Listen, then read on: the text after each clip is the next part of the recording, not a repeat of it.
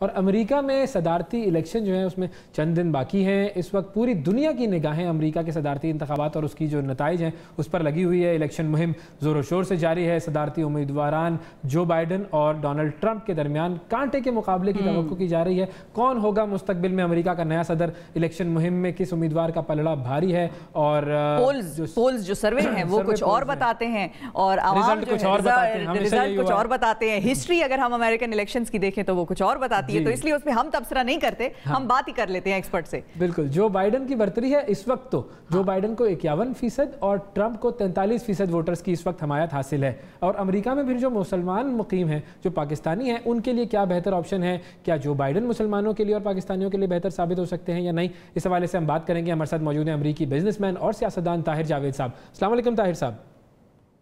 जी वालेकुम जी। ताहिर साहब, बहुत शुक्रिया प्रोग्राम में वक्त देने के लिए। ये जो इलेक्शन का मरला है, पूरी दुनिया की नज़रें इस वक्त अमेरिकी इलेक्शंस पर हैं, जैसा कि हमने बात की। आप इस वक्त क्या बता सकते हैं कि क्या माहौल है कैंडिडेट्स के हवाले से? बड़े इंटरेस्टिंग है दोनों कैंडिडेट्स, इसलिए अमेरिका के इलेक्शंस पर है। वो तो वैसे भी होती है एक स्ट्रेटेजिक उसकी है अहमियत, लेकिन ये है कि दोनों कैंडिडेट्स इस दफा जो आमने सामने हैं वो बड़े इंटरेस्टिंग है। जी देखें, ये जो मुकाबला है, पहली बात तो ये वाकई दोनों कैंडिडेट बड़े इंटरेस्टिंग इसलिए भी हैं कि दोनों में से जो भी इलेक्ट होगा वो यानी सबसे ज्यादा उम्र का प्रेसिडेंट हिस्ट्री के अंदर वो बनेगा। इवन दो डोनाल्ड ट्रंप इस वक्त भी जब इलेक्ट हुए थे तो he was the oldest one, पर इसके बावजूद मैं आपको एक चीज बताऊं कि दोनों का एनर्जी लेवल बड़ा हाई है, दोनों बहुत ज्यादा मेहनत कर रहे हैं। इस वक्त जो सिचुएशन, आपने जो अभी पोल्स की बात की, तो पोल्स तो डेफिनेटली जो बाइडेन की फेवर में है, लेकिन पोल से भी हट के आज हम सिर्फ चंद दिन इलेक्शन से पहले हैं, जिसके अंदर आज की डेट तक ये जो अभी आपकी सुबह हुई है तो यहाँ जो एक शाम रात हो चुकी है, उस वक्त तक मोर देन 50% वोट पड़ चुके हैं। जो आप समझे कि पिछले इलेक्शन में जो टुगेदर जितने वोट पड़े थे उससे 52% ऑफ दोज वोट्स ऑलरेडी जो है वो ऑलरेडी कास्ट हो चुके हैं। उसके अंदर फिर जो है big majority of those votes जो हैं वो डेमोक्रेट साइड से पड़े हैं।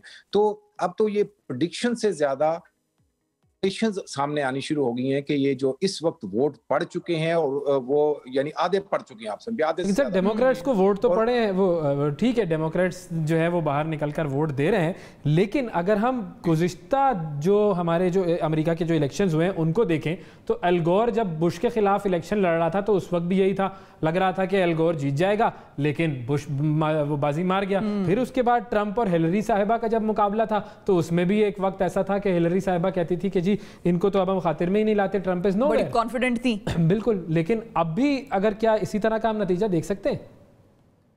अच्छा, इसमें दो तीन चीजें हैं कि अब ये पिछले इलेक्शन और इस इलेक्शन के दरमियान में एक इलेक्शन और हो चुका है। आप ये 18 का जो इलेक्शन था, जो प्रेसिडेंशियल इलेक्शन नहीं था, लेकिन उसके नतीजे जो थे वो आपके सामने हैं। तो जिसमें मिशिगन के अंदर डेमोक्रेट्स ने गवर्नर की सीट को जीता था और उसके जो बाद से अब तक के जो पोल्स हैं वो भी यही बोल रहे हैं, और उसके सारी और जो एलिमेंट्स भी हैं वहां पे, जो व्हाइट सुप्रीमेसी और दूसरा चीजें, तो वो डिलीवर हो जाएगी बाइडेन को। और उसके साथ साथ एक दो और भी ऐसी चीजें हैं जो जैसे पेंसिल्वेनिया है, और उसके अलावा जो आप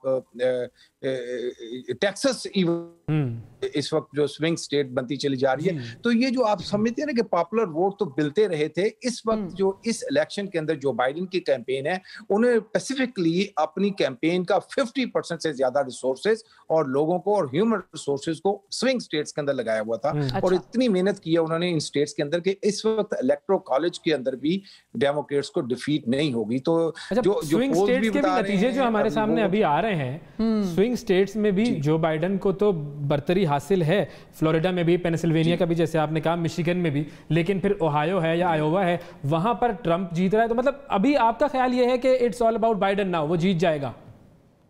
देखो, दो चीजें हैं ना, बाइडेन को सिर्फ हिलरी के इलेक्शन से हट के दो और स्टेट्स डिलीवर करनी है। अगर वो दो में से Michigan is pretty much done, एक और कहानी है, एक स्टेट जो पेंसिल्वेनिया हो सकती है, विस्कॉन्सिन हो सकती है, इनमें से कोई एक स्टेट डिलीवर होने की सूरत में इलेक्शन इनके साथ कंफर्म हो जाएगा। तो जो पोल्स कह रहे हैं, सर्कमस्टांसेस कह रहे हैं, डिजिट्स बोल रहे हैं, जो वोट कास्ट हो रहे हैं, ये सारी चीजें इस वक्त ओपन यानी लाउडली बता रही हैं कि ये इलेक्शन जो है, और दूसरी सबसे बड़ी बात यह डोनाल्ड ट्रंप के चेहरे से नजर आना शुरू हो गया कि वो he is going towards the defeat. तो अच्छा। ये सारी चीजों को जब आप आमने सामने रखते हैं तो आपको नजर आ रहा है कि ये इलेक्शन जो है ना वो एल गोर और हिलरी वाला इलेक्शन नहीं है। इस इलेक्शन के अंदर कैलकुलेशन, फिर कोरोना वायरस ने लोगों को तंग किया हुआ है, अनएम्प्लॉयमेंट जो 9% से ऊपर है, तो ये सारी चीजें लोगों के सामने हैं। और स्टिमुलस पैकेट जो थे, जो इस वक्त लोगों के हाथ में आने चाहिए थे, देखिए ना सुप्रीम कोर्ट के जज को अपॉइंट करने के लिए 38 डेज में हो गए हैं और लोगों को 200 से ज्यादा दिन हो चुके हैं उनके हाथ में, एक 1200 का चेक थमा दिया गया। लोगों का गुजारा नहीं हो रहा है। बिल्कुल सही, इकोनॉमिक्स भी इसमें बहुत अहम किरदार अदा करी, आप ये कह रही हैं। लेकिन वैसे अगर हम आपसे पूछें कि दोनों कैंडिडेट्स का जरा मवाजना करें और ये बताएं कि पाकिस्तान के हवाले से और मुसलमानों के हवाले से जो पॉलिसीज होंगी हैं ट्रंप की, जाहिर है वो एग्जीक्यूटिव ऑर्डर बड़ा एक कंट्रोवर्शियल सब्जेक्ट रहा और बड़ी दुनिया में उस पर बात हुई कि मुस्लिम्स को जो है वो उस तरह से नहीं ट्रीट किया जाएगा। फिर उसी तरह अब जो दोनों की जो है उनको जरा मवाजना करके कंपेयर करके बताएं कि पाकिस्तान और मुसलमानों के हवाले से आपको क्या लगता है दोनों के स्टांस और पॉलिसीज क्या होंगी। और अफगानिस्तान भी जाहिर है वो भी एक बड़ी अहम वो है, एब्सोल्युटली बैटलफील्ड है। हाँ। देखें आप किसी भी चीज को पकड़ लेते हैं ना, देखें सबसे पहली बात तो ये है कि माइनॉरिटीज के साथ जो सलूक होता चला जा रहा है, वाइट सुपरमेसी हम किसी को भी सूट नहीं करती, किसी इमिग्रेंट को सूट नहीं करती, किसी कलर्ड आदमी को सूट नहीं करती वाइट सुपरमेसी। उसके बाद मुस्लिम बैन के ऊपर एक शख्स ने मुस्लिम बैन लगाया, दूसरा कहता मैं पहले दिन अपनी प्रेसिडेंसी में आकर के उस मुस्लिम बैन को जो है इसी हटा दूंगा। इमिग्रेशन के ऊपर लोगों के इतने केस इस वक्त रुके हुए हैं, फैमिलीज को पुट टुगेदर करने वाला जो मामला है, ये सारी चीजों को वन बाय वन जब आप देखते हैं तो देयर इज नो डाउट कि 82 to 85% of Pakistani community are leaning towards Joe Biden. Muslim community is even 90% leaning towards Joe Biden. तो ये हमारे लोग हैं वो तो जो बाइडेन को वोट दे रहे हैं। हाँ, कुछ ना कुछ जो डाई हार्ट रिपब्लिकन है या जो कुछ लोग इकोनॉमी के हिसाब से समझते हैं, बिजनेसमैन को उनका उस तरफ टिल्ट ज्यादा नजर आ रहा है। ठीक है जी, अब देखना है कि क्या होगा। बहुत शुक्रिया अदा करेंगे ताहिर जावेद साहब, आपने वक्त